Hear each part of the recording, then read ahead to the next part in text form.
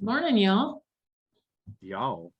Y'all, this is south. Although the further down in Florida, you go, the less south it is. Don't you just love me coming on giving you a hard time every day?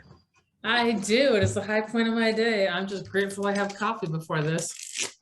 I'm sorry. No, you're not. If that's a highlight of your day, I'm sorry. Dude, it's still early. Should Although have got me at 4:30 this morning. I called a guy. This guy asked me to call him at 8 o'clock this morning. This morning, and I'm like, the only time I have is 8 o'clock. I'm 7 a.m. yours. He's like, let's do it.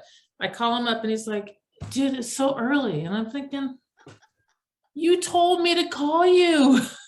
It's like, can I call you a little bit? Yes, you can call me a little bit. What time was it? It was 8 o'clock, 7 o'clock his time. Oh man, I've been up. I've had coffee, breakfast.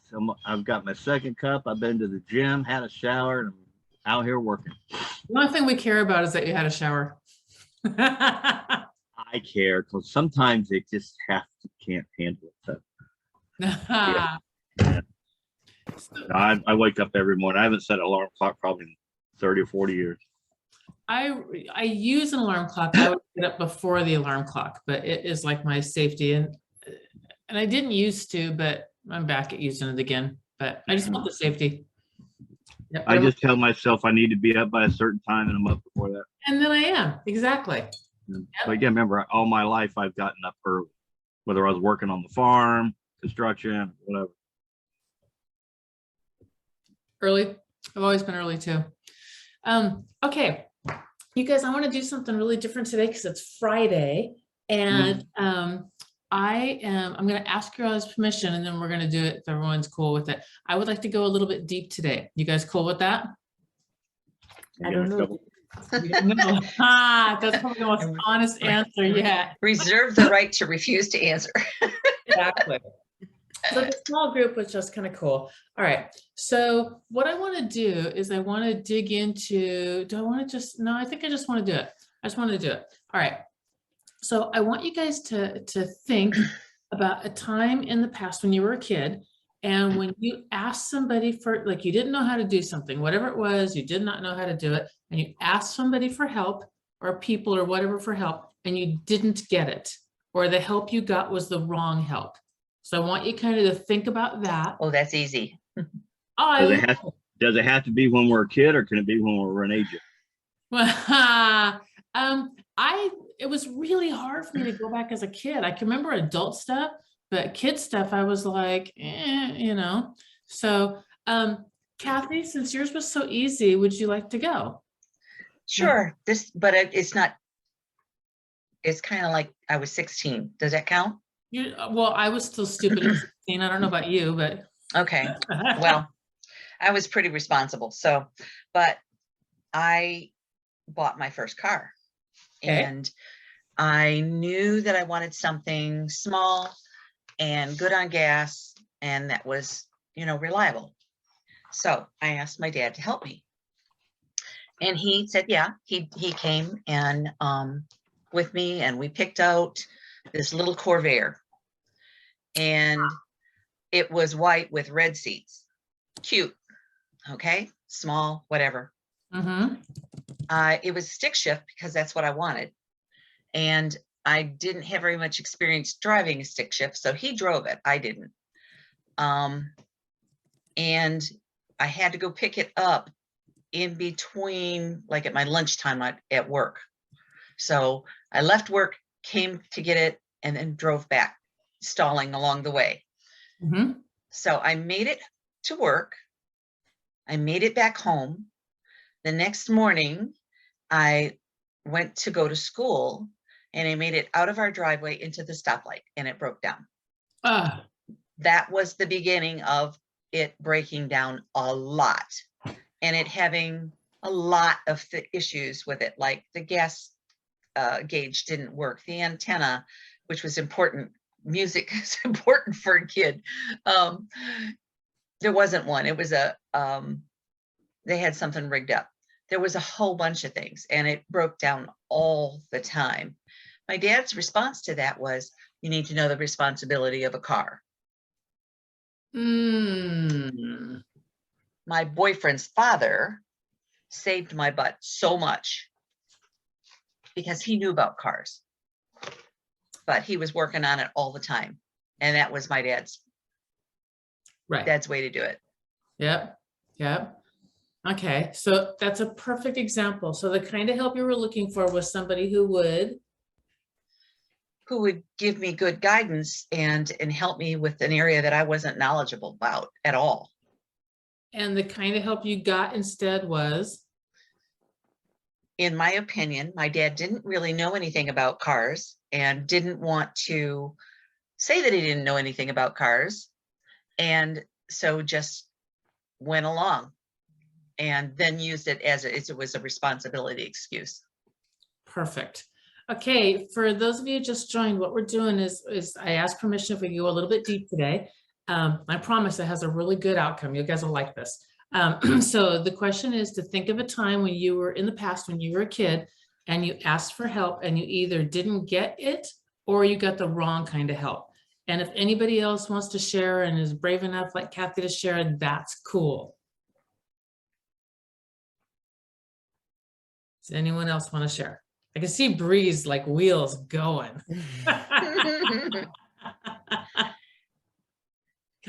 By the way, I never asked my dad for help again. Because you learned. Mm-hmm. Yep. I don't know that I ever had anybody not teach me the right thing because I never cared, because I always tried to figure out how to do it better than they did. So I can't remember anything in my life that someone taught me wrong because I never paid attention. I saw what they did, and I did it. Tried to find a better way. So I don't know what to tell you about any memories. You're fine. I do Are you remember. sure? I wouldn't guarantee that. I don't remember either. I do remember when I was in, I think it was third grade, might have been fourth. Hang on, would have been third grade because I hated this teacher. I hated this teacher. And it would give you I don't know, 2-3 sentences on the board every morning in perfect penmanship, which mine is not. And you had to write it down on your piece of paper. You know, that big paper with the chunks of wood still in it when you're a kid and the big fat blue lines, that paper. And you had to write it perfectly, these like 3 sentences perfectly. And the grammar, the punctuation, the printing, everything. And then you turn it in. This is the first thing we had to do every day. And then she wouldn't tell you what you did wrong. She would just give it back to you and tell you that you had something wrong. And so you had to rewrite the whole entire thing again and again and again and again and again and again and again. And I was like, I was a smart kid, but I'm not detail oriented. And I could never, ever, ever find. And it was so frustrating because here I am writing this stupid paper again and I don't care. And it just got progressively sloppier as, you know, and I wasn't allowed to do anything else until I got the dumb paper done. The thing of it was that I hated was even when I turned it in, I didn't know what I had fixed. I really Right. had no clue. I don't know what I did wrong, don't know what I fixed. So I really would have liked somebody to say, you know, you consistently miss, I don't know, capitalizing something or a period or your handwriting slants or who knows, right? And then I would have known what to work on. So How's your grammar now? it's the same, it's just the same on coffee.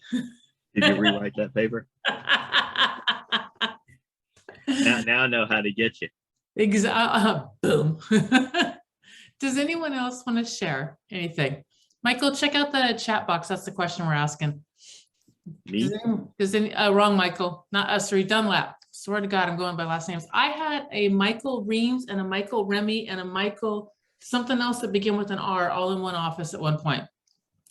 It was constant. I'm just going to have to go in the last name. Yep. Yep. Better than probably nicknaming y'all. Does anyone else? I answer to hey you. Does anyone too. else? My husband answers to a whistle, but I had to change it from the whistle that you whistle for your animals to a wolf whistle. And then he was like, I don't answer to that other whistle. Well, the kids do. Yeah.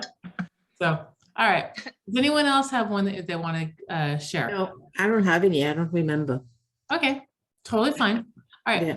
So if you do remember, I want you to go back to that kid And what would you have done? Or what would you have said? Or what kind of help would you have given? I had shared mine. Mine is that I would have been very specific and directed what I needed to work on rather than this ambiguous, it's just a blanket wrong without ever knowing what it was I did wrong. I guess my dad should have refused and said, I don't know enough to help you with that. I'm not sure what I would have done, but maybe gone and asked my future father-in-law. You know, I don't know. That's cool. That's very cool. That's a good one. Okay, now I want you guys to go back into the past when you were a kid and think of a time that you asked for help and you got exactly the help that you needed or wanted, or it was exactly right. And it was just a really good match with what that was.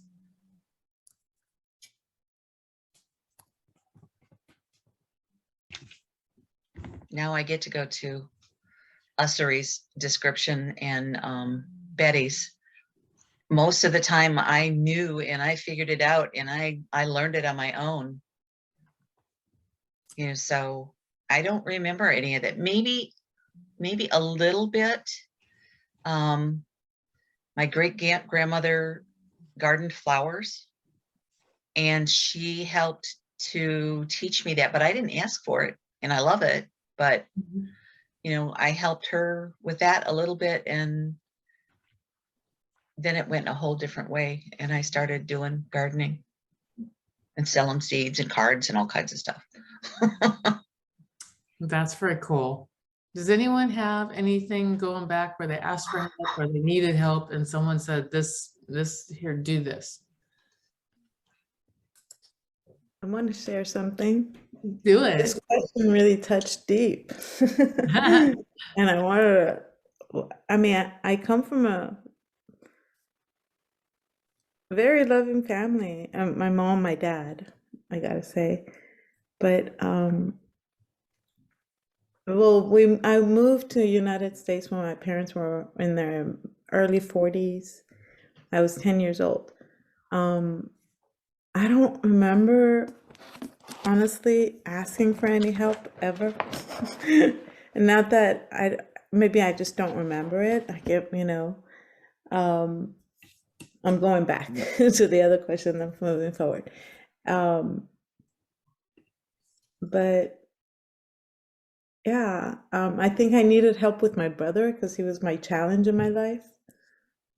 And I think they didn't help, you know, like because he was overwhelming, overpowering.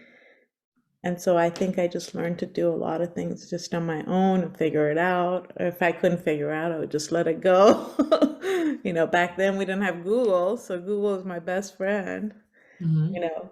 So they didn't speak English that well, but to know the ways of America, even if they did speak English, you know, they didn't know.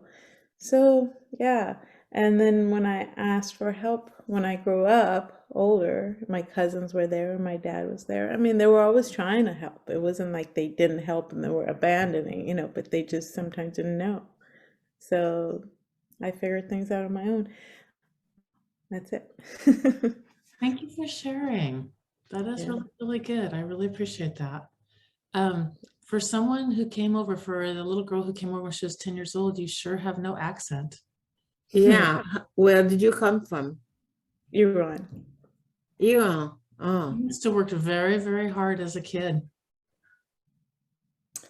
Yeah, and I had straight A's in junior high school. And then I think because my parents were always trying to do things and I didn't get the kind of like the, I felt like it didn't matter. So I started like slacking, you know. So I'm like, when I grew up, I was like, wait, why didn't I have the, just do it on your own, just do it. You could do it. Anyways. So what would you tell that little girl that was looking for help back then? Say it again? What would you have told your little girl yourself if you go back in time? What would you have told you when you needed help?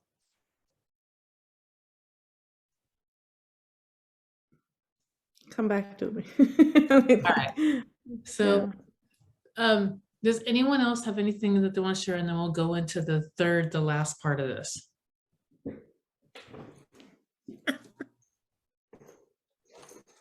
All right, let's bring it home. I am going to put into the chat box a long list, and I'll go ahead and read it.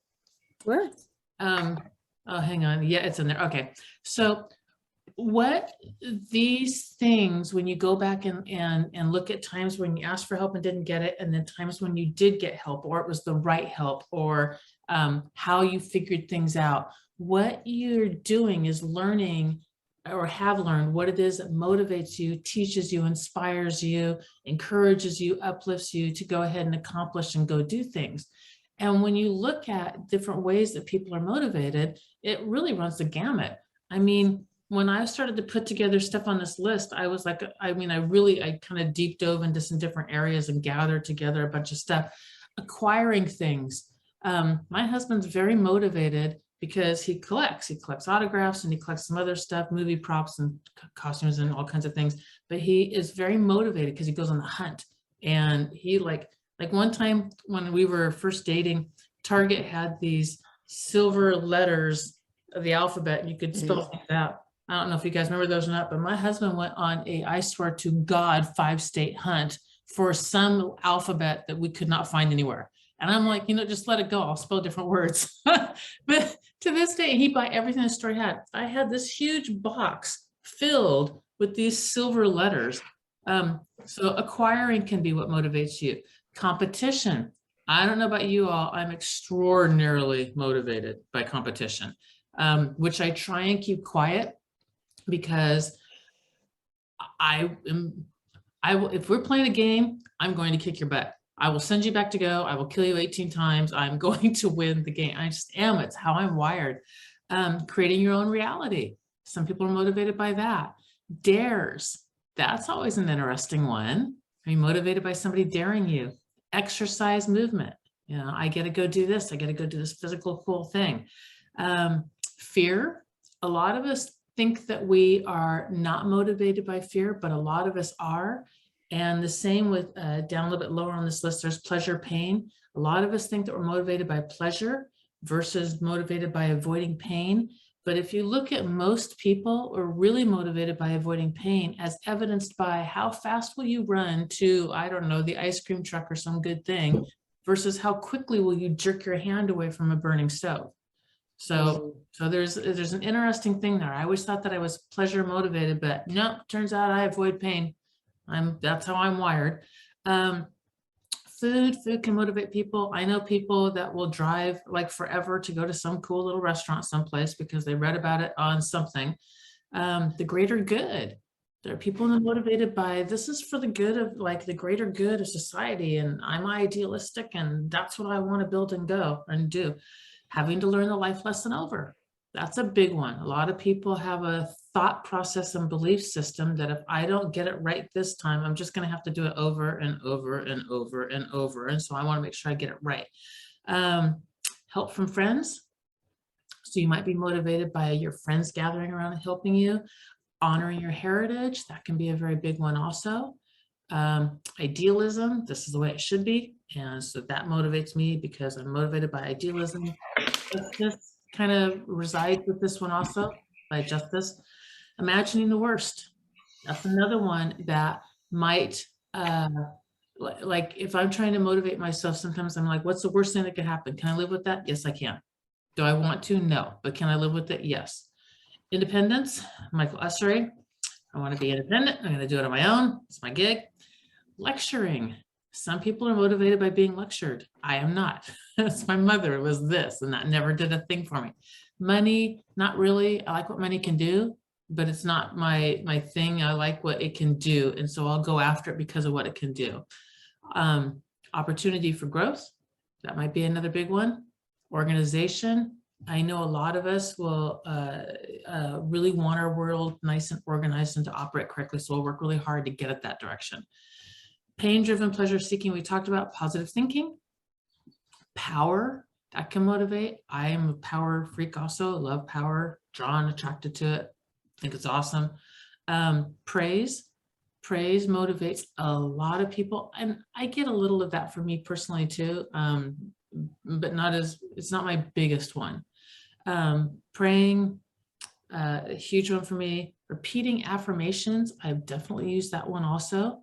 Revenge, I've had this one in a weird way in that I've been told you're never going to make it, and that's just the way, and I'm like, show you, and then I will. And I now in my old age, I'm like, thank you for that, because I kind of needed the kick in the butt, you know, and inside I'm just like, oh, I'll take you down. Romance, one of the strongest motivations in our entire society. Thank God, because that's kind of what keeps it going. Safety, my mother-in-law is a really strong one for this. If this keeps her safe and protected, then she's motivated to do that and move that direction. Scolding, I have had on occasion, I had somebody, I was like, and they're like, buck up. I was like, they're right. And then I just got it together and you know, and continued on. Shaming does not work for me personally. Can work for some people though, that will avoid shame. And so shaming will kind of inspire them to get moving again. Social acceptance, my friends will accept me, I'll be part of the in crowd. Spirituality, starting small, little tiny baby steps. Just go do 1 push-up today. That's it. And then you'll find yourself wanting to do 10 and then 20, and then, you know, go jog around the block. Status. So that one's akin to power, more outwardly showing of the power though. Taking a class can really motivate people. I would put reading a book in here also, because that can really, both of those can motivate. Tranquility and peace might be a big motivator in your life, or something else. So what I want you guys to do, you can actually copy the chat bar and then have it printed out, and for yourselves, go through this and grade each one on an A through an F. A being this completely motivates me like 100%. F being this does not motivate me ever. And then obviously, you know, B, C's and D's in there. But go through this list, think of anything else, add it into the other column, and then motivate or grade yourself on motivation. Add in any notes if you want to on that, but grade yourself all the way down this list. And then keep this thing. Because when real estate wants to kick you in the teeth or something wants to happen, go back to what it is that really works for you, and go back to, you know, this does not. And right now I need to get my motivation going again. I need to get my mojo going again. And I need to buckle down and get on the phone or make that call, or, you know, go out there and do whatever it is that I'm kind of resistant to doing, and refer back to this and go, this is what helps me do this. And then use that tool. This is meant to be a tool for you in your lives when you're facing things. So this is your motivational tool. I've seen this done on like a note card, where it just has it straight down the card and then has the A, B, C, D listed, you know, A's at the top. Sorry guys, my alarm.